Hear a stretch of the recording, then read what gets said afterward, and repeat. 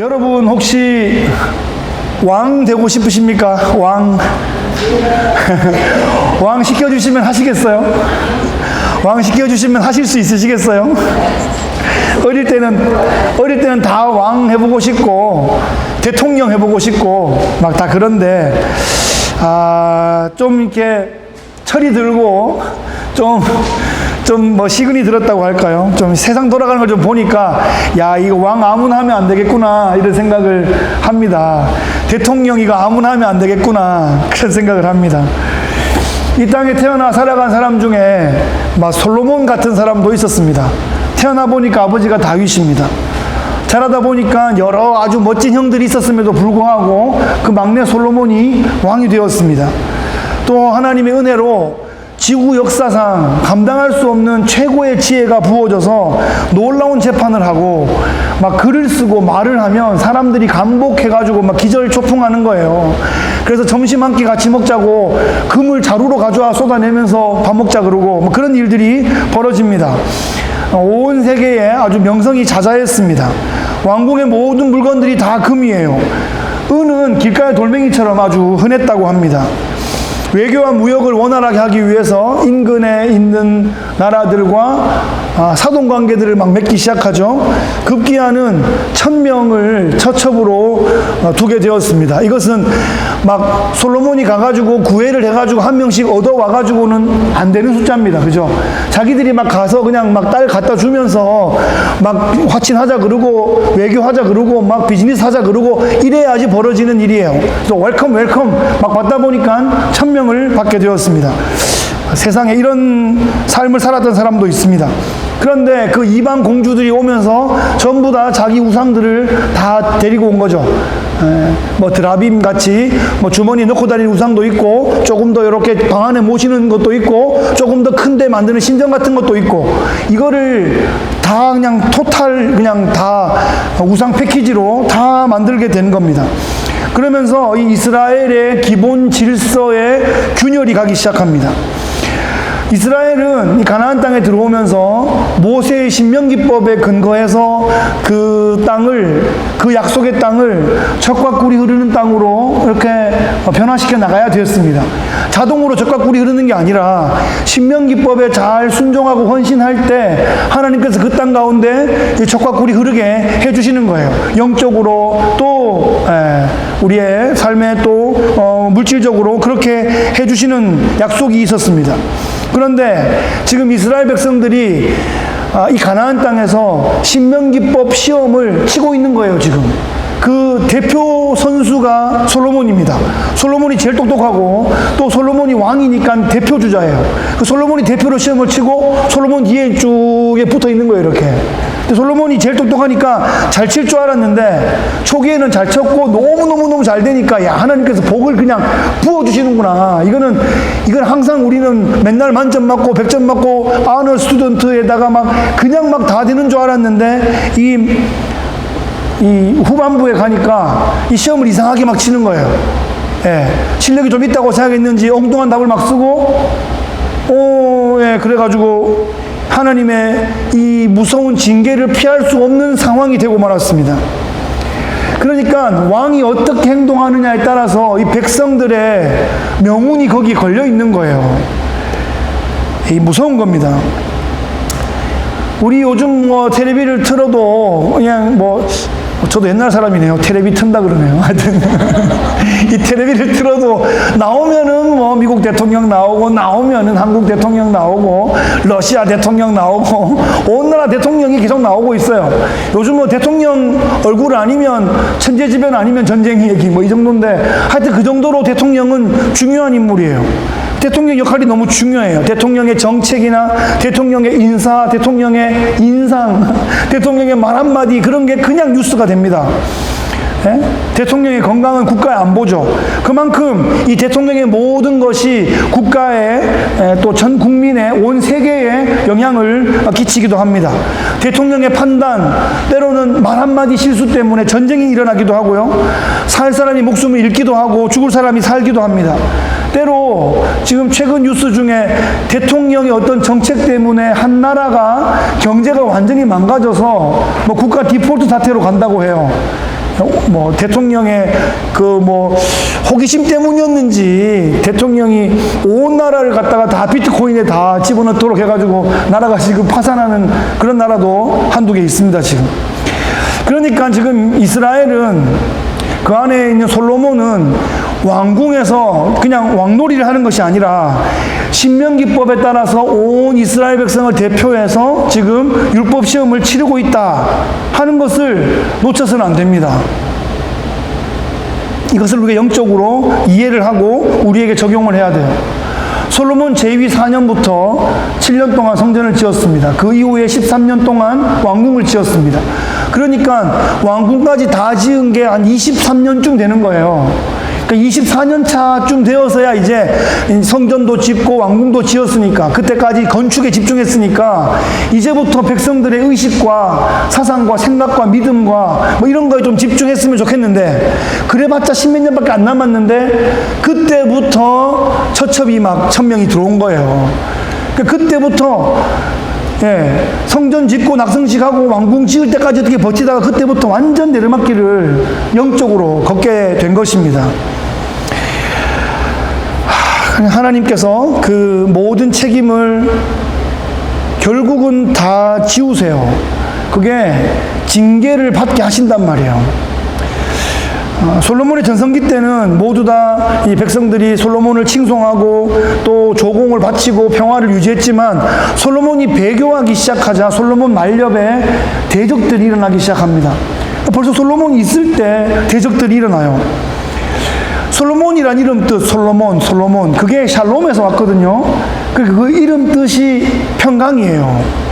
반역하는 사람이 있을 거라고 상상하기 어려운데 성경을 보니까 하닷, 르손, 여로보암 이런 사람들의 이름이 나와요.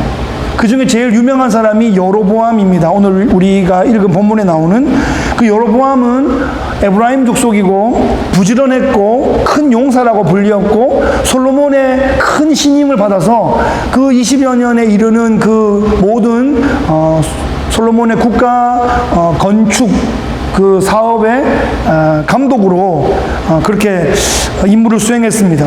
그는 그 임무를 잘 수행해서 왕뿐 아니라 많은 백성들의 신망을 얻었습니다. 그러던 어느 날 온 이스라엘이 우상숭배로 몸살을 앓을 무렵에 이 여로보암에게 선지자가 나타나서 이스라엘 12지파 중에 10지파를 너에게 주겠다, 이렇게 예언을 한 거예요. 여로보암이 이것을 혼자 알고 있으면 뭐 좋았을 텐데 그 혼자 알고 있겠습니까? 그것을 슬슬 알리기 시작했어요. 그러니까 이 깜짝 놀랄 만한 이 소식이 솔로몬에게도 전해집니다. 그랬더니 솔로몬이 여로보암 체포령을 내렸죠. 여로보암은 도망쳤죠. 어디로 도망쳤어요? 애굽으로 도망친 거예요. 이집트의 시삭이라는 왕에게 도망쳤습니다. 거기서 여로보암은 솔로몬이 죽을 때까지 거기서 지냅니다. 그런데 역사의 정황들을 잘 보면 거기 가만히 숨어가지고 지내지만 않았던 것 같아요. 그 애굽 왕 시삭이라는 사람이, 여러분 가만히 생각해 보세요. 우리 지난주에 읽었을 때 11장 처음에 애굽의 공주가 왕비가 됐잖아요. 그러니까 아주 강력한 이 혼인관계가 돼 있는 건데, 그때 그 이집트 왕조가 좀 약한 왕조였어요. 그러고는 얼마 안 있어 그 왕조가 무너진 거예요. 애굽 왕 시삭은 좀 센 왕조인데 그 왕조가 들어서니까 이 혼인관계가 지금 이렇게 깨진 거죠. 그러니까 이 애굽 왕 시삭이 그 앞에 있던 모든 자료와 정보를 보니까 솔로몬의 왕궁과 거기에 너무 많은 금들과 보물들이 있어서 저걸 한번 치러 가야 되겠다 생각하던 차에 솔로몬의 대적이 될 수 있는 여로보암이 애굽에 오니까 서로 이렇게 상호간에 정보를 주고받을 수 있는 거죠. 그러니까 애굽 왕 시삭의 비호하에 거기서 망명생활을 했던 거고, 거기서 가만히 숨어 지냈던 것이 아니라 스파이들 통해서 서신 왕래가 왔다 갔다 하면서 북쪽 그 10지파들한테 어떤 교감들을 하면서 정치적인 그런 준비를 시킨 겁니다. 솔로몬하고 전면전을 펼치기보다는 솔로몬이 죽은 후에 이 10지파를 독립시켜야 되겠다라고 생각하고 분리하는 정책들을 슬슬 그런 전략을 짜고 있습니다. 이런 이스라엘 이야기를 읽다 보니까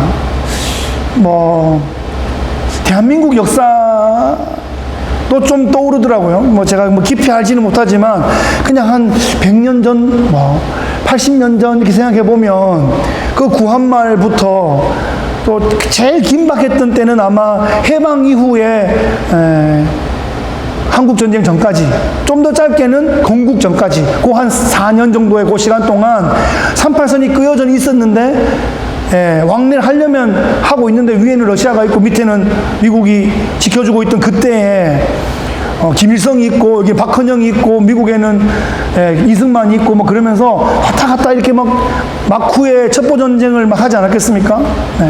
뭐 그런 이야기들이 막 떠올랐어요. 전쟁이 있었죠. 근데 이 전쟁은 김일성이 러시아를 등에 업고 치는 것이고, 대한민국 그때 그 남한 땅에는 미군이 없었습니다. 그 군정을 하고 왔나 빠진 다음에 전쟁을 했고, 그리고는 연합군과 함께 16개국이 오는 데까지 시간이 좀 걸렸죠. 그런 시간들, 그런 내용들도 좀 보고, 그래서 휴전협정은 유엔군하고 했고, 이게 좀 신의 한 수였던 것 같습니다. 유엔군하고 했고. 그래서 지금 북한은 중국과 러시아와 접해 있기 때문에 대한민국에서 미군 철수하라고 자꾸 얘기하고 있지만, 미군이 철수하고 나면 그들은 바로 붙어 있기 때문에 철수하면 안 되는 거예요. 아직 휴전 중인 아주 특별한 나라입니다. 뭐 북한은 이렇게 말하죠. 우리 민족끼리 힘을 합해서 일본과 싸우자, 뭐 이런 말도 안 되는 얘기를 하고 있는데, 거기에 많은 사람들이 그 생각이 자꾸 이렇게 막 듣다 보면 이렇게 막 브레인 와시가 되는 거예요. 북한 정권은 사실상 지금 사회주의로, 공산주의로 이 전체 한반도를 만들려고 하는 그 전략을 벌인 적이 한 번도 없습니다. 그래서 지금 이게 무슨, 하여튼 이게 이렇습니다. 이게 이스라엘 얘기를 볼 때 전혀 다른 얘기로 보면 안 되고, 이게 우리의 역사와 삶과 지금의 사역과 이 모든 것이 결부되어 있고 이렇게 오버랩되고 그렇게 되는 거예요. 지금 우리는 한미일 연합으로 자유민주주의 방어선을 지금 지켜내고 있는 상황입니다. 우리가 몰라서 그렇지 상상 못할 첩보전이 지금도 계속되고 있는 것입니다. 여러분, 간첩이 없을까요? 간첩이 없다고 믿기보다 차라리 감기 바이러스가 없다고 믿는 게 나을 겁니다. 없을 수가 없죠. 있습니다. 지금 우리의 소원은 통일입니까?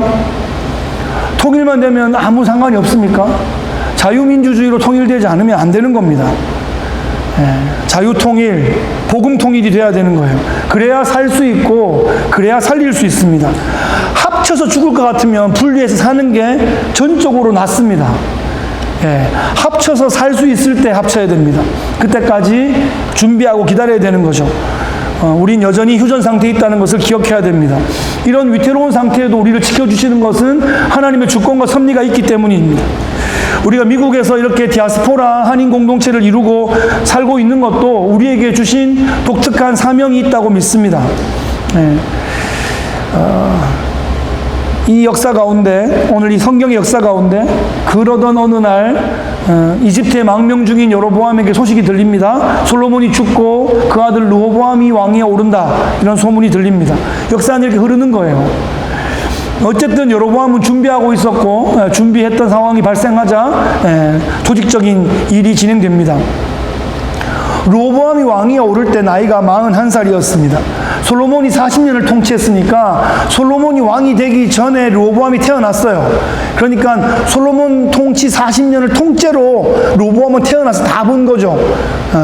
유치부 생활을 할 때 성전이 막 지어지기 시작했고, 청년 때 왕궁이 지어지기 시작했어요.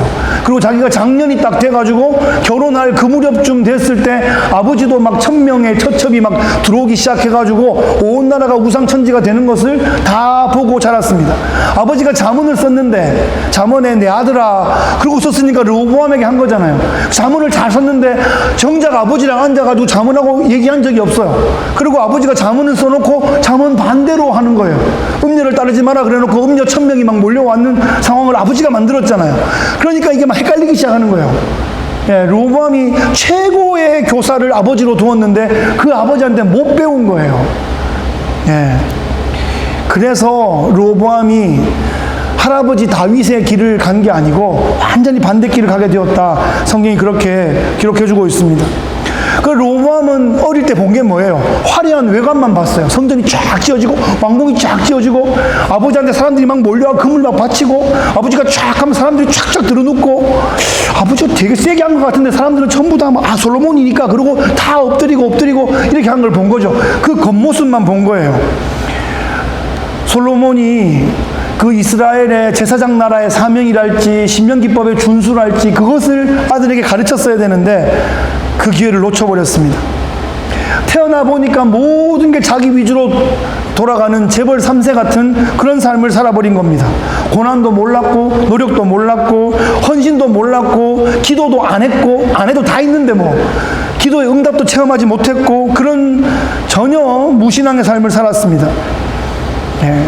세상에서 가장 똑똑한 아버지를 뒀지만 아버지가 젊을 때는 건축하느라 바빴고 중년이 되자 정치와 외교에 바빴고 후궁들이 막 안팎에 밀려오는 바람에 아버지 보기가 어려웠습니다. 그런 상황 가운데 이 로보암이 얼마나 혼란스러웠을까요? 로보암은 아버지 솔로몬이 세상을 떠날 때 41살이 되었는데 그는 왕이 될 준비가 전혀 되어 있지 않았습니다. 지혜도 부족했고 지식도 부족하고 식견도 없고 아주 덕성도 리더십도 전혀 준비되지 않은 상태에 왕이 되어야 하는 상황이 되었습니다. 오늘 본문에 보면 이 세겜에 가서 즉위식을 하려고 하는데 그때를 이용해서 온 이스라엘이 세겜에 모였습니다. 그래서 왕에게 국정에 대해서 우리가 한번 질의를 하자 이런 상황이 되었어요. 고대 세계에는 이런 일이 그냥 잘 없는 것 같은데 마치 현대 정치에 있을 법한 일이 벌어진 겁니다. 모여와가지고 우리가 이런 요구사항이 있습니다. 이거를 왕이 잘 지켜주시면 우리가 좋은 왕의 백성이 되고 이걸 왕이 못할 것 같으면 우리도 생각해 보겠습니다. 이런 왕한테 제시를 한 것입니다. 그랬더니 12장 4절에 보면 왕의 아버지가 우리의 멍에를 무겁게 하였으나 왕은 이제 왕의 아버지가 우리에게 시킨 고역과 매운 무거운 멍에를 가볍게 하소서 그리하시면 우리가 왕을 섬기겠나이다 이렇게 말하고 있어요. 솔로몬 왕은 너무 강력한 왕권을 가지고 있어서 그때는 그냥 숙이고 엎드리고 참아 지냈는데 이제는 말할 수 있다. 그리고 그 아들 때에 이것을 요청한 겁니다. 그런데 이제 이것을 왕에게 말하고 있다는 것으로 봐서 왕권이 지금 얼마나 유약한지 백성들의 불만은 얼마나 많이 쌓였는지 또 이런 즉각적이고 조직적인 대응을 하는 것으로 봐서 그 전에 얼마나 많은 사전에 교감과 조직적인 운동이 있었는지를 볼 수 있는 대목입니다.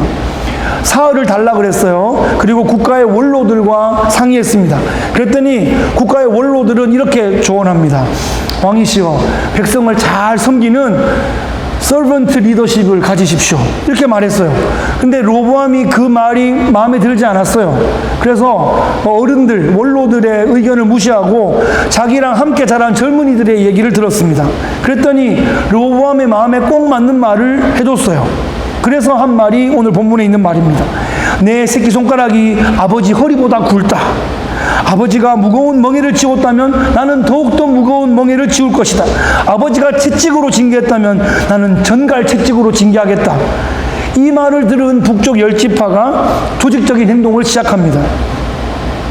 유다 지파는 다윗의 지파이고 베냐민 지파는 사울 출신의 지파라 베냐민과 유다만 두고 나머지 10지파가 분리를 해버린 것입니다. 그나마 이 베냐민 지파 중에 한 반쯤은 또 북쪽으로 따라가 버려가지고 남유다 그냥 유다 지파라고 말해도 과언이 아닐 정도의 상황이 되었습니다. 로보암이 건축 감독인 아도람을 북쪽 지파의 특사로 파견했는데 돌에 맞아 죽어버렸습니다. 그래서 그때로부터 북쪽 10지파는 여로보암이 다스리게 되었습니다. 이것이 어느 날 갑자기 벌어진 일이 아니라 솔로몬 통치 후반기에 그 처첩이 1000명이 막 들이닥치는 그 상황 가운데 하나님께서 예언하신 대로 여로보암에게 미리 말씀하신 대로 그렇게 이루어진 것입니다. 로보암은 41세의 왕이 되어서 17년 동안 남유다를 다스렸습니다. 그는 다윗의 손자이고 솔로몬의 아들이었는데 매우 불운한 이름으로 우리가 기억하고 있습니다. 그 좋은 영적이며 지적이며 정치적인 그 자원들을 잘 물려받으면 좋았을 텐데 참 희한하게도 전 이 부분이 좀 희한한데요. 이 로보암의 어머니가 암몬 사람이에요. 그러니까 솔로몬이 그 똑똑하고 지혜로운 사람이 그 41년 전이면 왕되기 전인데 그때에 암몬 출신 여인을 아내로 맞았다. 이런 이야기입니다. 그러면서 또 많은 이방의 후궁들을 보면서 이 르호보암이 성경에 보니까 조상이 행한 모든 일보다 훨씬 더 뛰어나게 악을 행했다. 본계 엄마고 본계 후궁들이라 그 어머니 영향을 받는 거예요. 예? 그래서 온 땅에 산당과 우상을 세우고 남색, 동성애가 만연하고 악하고 가증한 일들이 온 땅에 넘쳤습니다. 그거 지금 다윗 손자 때 벌어진 일입니다. 그래서 하나님께서 이스라엘 왕국이 분열한 이후에 5년이 지난 시점에 한 번 더 강력한 징계를 하십니다. 그것이 애굽 왕 시삭이 엄청난 군대를 이끌고 남유다를 친 것이에요. 아까 말씀드렸듯이 솔로몬이 가장 공을 들였던 나라가 애굽인데 그 애굽의 침공을 바로 한 세대 만에 받게 된 것입니다. 모든 정보가 다 있었을 거예요. 솔로몬의 성전과 왕궁의 모든 보물과 금방패, 300개, 200개 있는 금방패 위치들을 다 알고 와서 싹 다 가지고 갔습니다. 금으로 방패 몇백 개 만들면 뭐합니까? 예? 다 뺏길 건데.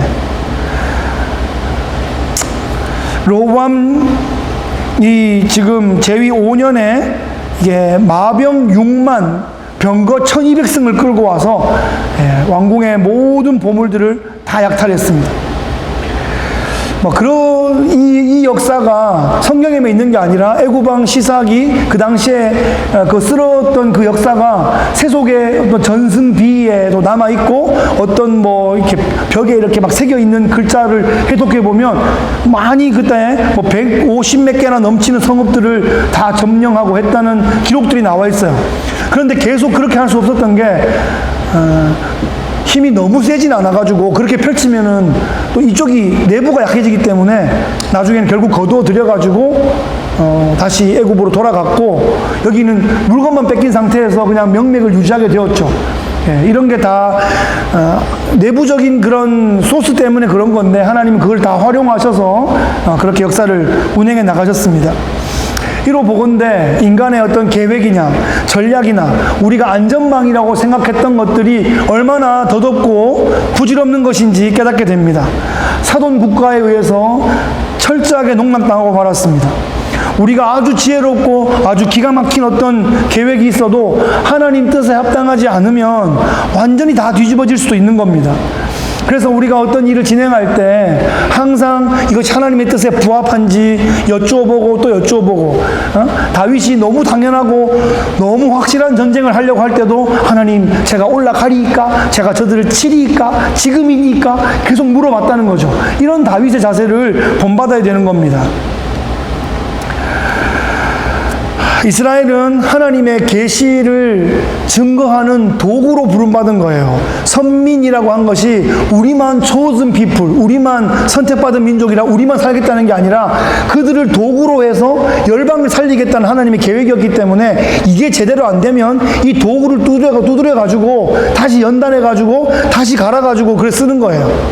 그게 징계라는 뜻입니다.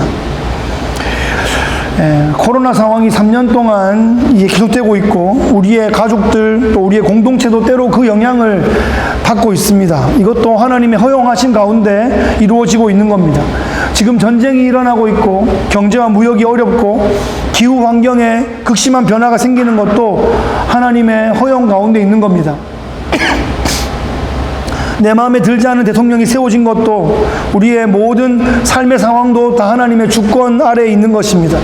이 가운데 우리가 해야 할 것은 하나님의 뜻을 기억하는 것이고 우리가 받은 사명을 기억하는 것이고 하나님과의 언약을 붙잡는 것입니다. 왕같은 제사장의 사명, 빛의 자녀의 사명, 그 빛과 소금의 사명, 이런 사명들을 우리가 다시 확인하는 것입니다.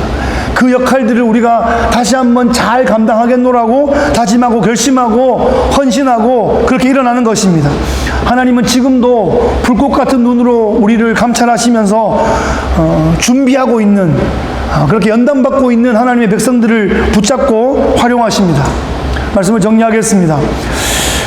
오늘 말씀을 보면서 이스라엘이 제사장 나라의 사명, 그 선교적인 국가의 사명을 잘 이어갔어야 되는데 그거를 실패했구나 이런 생각을 하면서 선교적 교회를 향한 비전을 품으라 이렇게 제가 선포하고자 합니다. 여러분의 삶의 목적은 무엇입니까? 우리 교회가 이 땅에 세워진 목적은 무엇입니까? 하나님의 마음을 품고 이 땅을 섬기고 살아가는 것, 선교적 공동체를 세우는 것, 그것이 하나님의 꿈이라고 믿습니다. 단순한 한 교회 건물을 세우는 것이 아니라 하나님의 뜻이 펼쳐지고 하나님의 나라가 확장되고 하나님의 사람들이 지속적으로 일어나는 것, 그것이 우리의 비전이어야 합니다. 겨우 생존하는 것이 아니라 이 어려운 시대에 다시 한번 교회 생태계를 살리고 우리 한국과도 연결되고 디아스포라 공동체들과도 연결되고 지역 주민들과도 연결되고 다음 세대와도 연결되고 심지어 자기 나라를 떠나서 이 땅에 와서 힘겹게 살고 있는 난민들과도 연결될 수 있는 그런 선교적 공동체가 되면 좋겠습니다. 교회는 우리가 생각하는 것보다 훨씬 큽니다. 교회는 요만하지 않습니다. 훨씬 더 큽니다. 교회는 한 교회 건물에 갇히는 것이 아닙니다. 교회는 한 지역에 국한되는 것이 아닙니다. 만물 안에서 만물을 충만케 하시는 자의 충만, 그 안에 우리가 담겨 있는 것입니다. 교회는 그래서 선교적 공동체의 사명을 받았습니다. 그래서 교회는 선교적인 비전을 계속하여 품고 나가야 됩니다. 그것이 성도의 삶의 목적이고 교회의 존재 목적입니다. 사람들은 오해할 수 있습니다. 비난할 수 있어요. 떠날 수도 있습니다. 그것도 하나님의 주권과 섭리 가운데 있는 것입니다. 또 사람들이 찾아오고 부흥이 일어나고 거룩한 영향력을 끼칠 수 있는 것, 그것도 하나님의 뜻 가운데 있는 것입니다. 우리가 겸비하여 준비한다면 하나님께서 반드시 그 뜻을 이루실 것입니다. 우리는 주인이 아니라 청지기이고 하나님은 우리의 은사와 자원과 열정과 헌신을 통하여 하나님의 일을 지금도 이루어 가신다 믿습니다. 세상 사람들은 아무도 주목하지 않을지 모르지만 하나님은 지금도 우리를 주목하고 계십니다. 플로리다의 템플 테라스, 바로 이곳 가운데 우리가 예배하고 있는 지금의 이 모습을 주목하고 계십니다. 우리는 이곳에서 작지만 우리가 선교적 그런 공동체를 꿈꿉니다. 우리가 한국을 선교하고 조국의 통일을 기도로 준비하고 디아스포라 이 한국 민족들을 깨우는 사명을 감당하면 좋겠습니다. 성경적 원리에 따라서 우리의 삶과 문화를 변화시켜 나가는 거룩한 부르심에 함께 응답합시다. 이번 한 주간도 택하신 족속, 왕같은 제사장, 거룩한 나라, 하나님의 소유된 백성으로 하나님의 그 빛을 증거하며 살아가시기를 예수 그리스도의 귀하신 이름으로 축복합니다. 아멘. 참 좋으신 우리 하나님 아버지 감사합니다.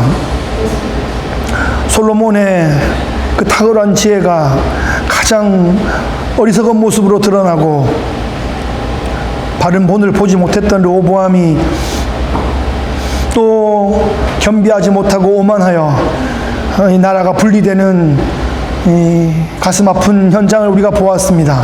그 모든 것도 하나님의 섭리 가운데 있어 하나님께서 또 유다 지파를 보존하셔서 하나님의 사람들을 또 이어가시고 예수님이 오실 그 땅과 민족을 준비해 나가고 계십니다.